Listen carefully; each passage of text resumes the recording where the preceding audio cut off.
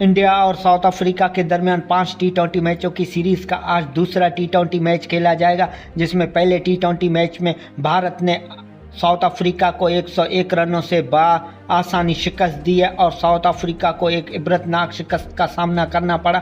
लेकिन दूसरे मैच में पलटवार रखने की ताकत रखता है साउथ अफ्रीका। आज ये मैच कहां और कब कितने बजे खेला जाएगा, मुकम्मल डिटेल आपको इस वीडियो में बता दिया जाएगा। दोस्तों, अगर आप मेरे चैनल पे नए हो तो इस वीडियो को लाइक और चैनल को सब्सक्राइब करना। वीडियो की तरफ बढ़ते हैं। इंडिया और साउथ अफ्रीका के दरमियान दूसरा टी20 मैच आज खेला जाएगा। पाकिस्तानी टाइम के मुताबिक शाम 7:30 बजे शुरू होगा और भारत के टाइम के मुताबिक 7 बजे शुरू होगा। लेकिन इससे पहले भारत को ये सीरीज़ जीतना है तो 2-1 से सीरीज़ में आगे बढ़ना पड़ेगा। लेकिन साउथ अफ्रीका पलटवार करने की ताकत रखता है। आज देखते हैं साउथ अफ्रीका जीतने में कामयाब होते हैं या नहीं, और साउथ अफ्रीका आज सीरीज़ बराबर करने की भरपूर कोशिश करेगा। आज शानदार मैच हमें देखने को मिलेगा।